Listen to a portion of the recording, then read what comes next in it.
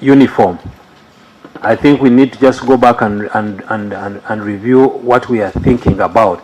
But I think the law is talking about similar. That if I looked at it from a distance, what would I think that person is? If, for example, a person is running out of this building, putting on this uniform, wouldn't you ordinarily think that is for the soldier? That is where it is supposed to avoid confusion. So if you have a red beret like you have for NUP, if you're in a crowd, a person looking at you at a distance, would they think it is NUP or military police? That's the issue. So when the law is looking at those issues, it is looking at about the similarity and likely to confuse. Obviously, there will be extensions where we are discussing black shoes. So that is the comment on that. But I think that is a policy issue we need to look at and understand how can we best, what is it that we would look at as contradicting what the army uniform would be. And Honorable, the question of framing is criminal in itself. So, but that is another matter. If they are framing someone and putting a material in their house, that's criminal in itself. So we try to write a law, but we write the law for human beings. Human beings, by their nature, we try as much as possible, but they are going to fail in certain instances. That's why you have the laws. So it is that framing is definitely criminal, and we need to address it. And I think it's for us to think about what kind of safeguards can be put in place on both sides as Parliament. What safeguards can be put in place to ensure we address that issue. On the issue of Ogwang that Honorable Abdallah raised, yes, in that case, the court faulted the use of appeal as made by an instrument signed by the minister.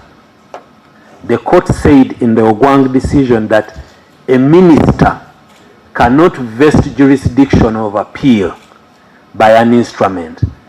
Jurisdiction of a court is vested by Parliament through principal legislation. So by bringing this here, we are asking Parliament to grant the principal jurisdiction not by statutory instrument, by principal legislation.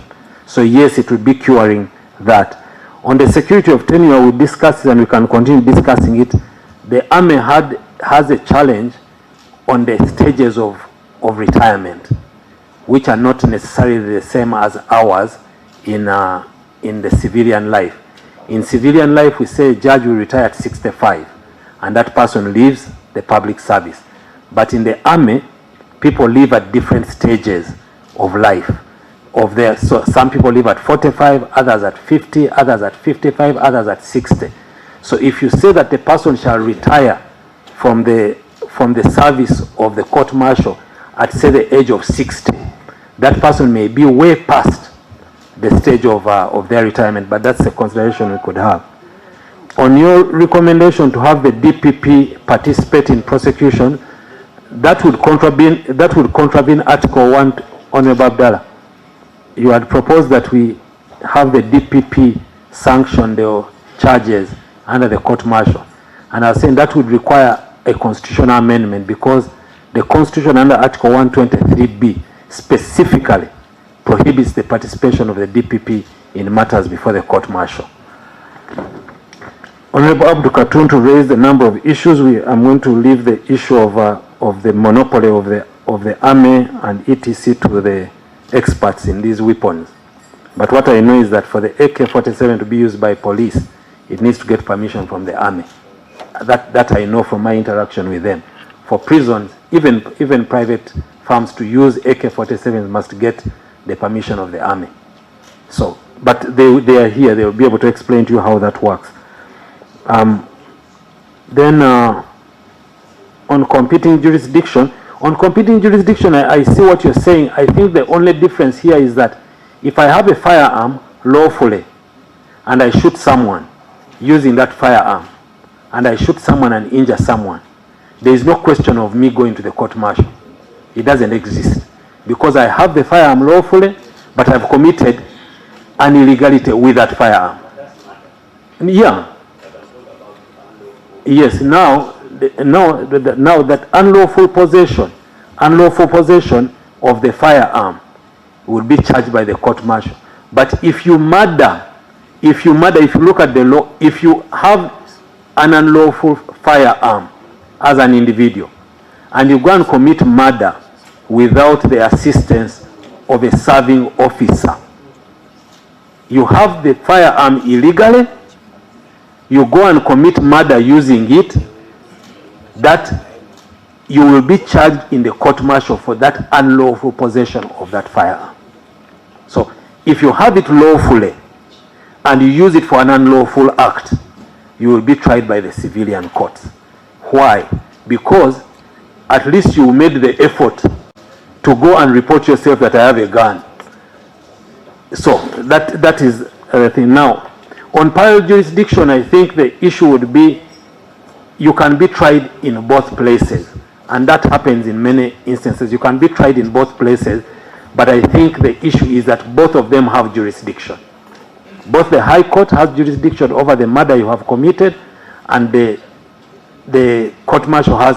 The issue that we have is that if you are in concert with a soldier,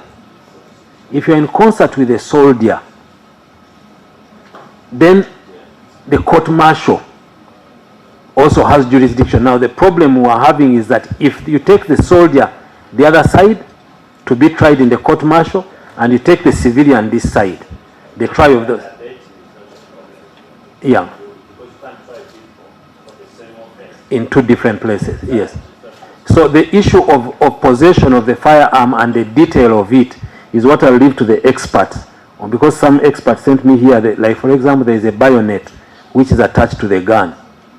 That bayonet which is attached to the gun, they're not expecting you to find it in a shop roaming around with it.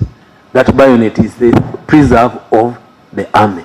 So, but they'll give you more detail. Appeal to the Court of Appeal. We're just borrowing an experience from the industrial court. We're just borrowing an experience from the industrial court, where the industrial court decisions are appealable to the Court of Appeal. But that, again, like I said, the jurisdiction of any court is determined by Parliament. Clause 57. I wanted us to, Honorable Katun, to erase clause 57, and maybe it may be our drafting which we may need to clarify. Clause 57. Any party to the proceedings of a court-martial who is dissatisfied with the decision of the court-martial shall have the right to appeal to an appellate court on any of the following matters: legality or propriety, legality or the whole or part of the sentence, severity or lenience. Subsection 1 shall not affect the operation of any sentence imposed by the court-martial other than the sentence. So here, what we're trying to say here is that if a person is convicted of and sentenced to death, you cannot go to the Court of Appeal and say, what is the legality here? What is the severity here? The person sentenced to death should be at liberty to bring whatever issues that they may want to bring.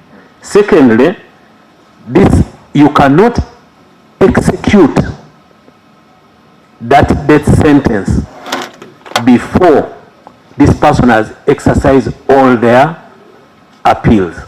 And if the person is appealing to the Court of Appeal, you must wait for the Court of Appeal. But if a person has been sentenced to 20 years in prison, he starts serving the sentence. So I think it's an issue of drafting. No, that's bad. This is bad drafting. Yeah, I hear you loud. Yeah. But this is not what it has to be redrafted. When you're speaking to it, I could understand where you're coming from. I think we'll need to clarify on the drafting there. And then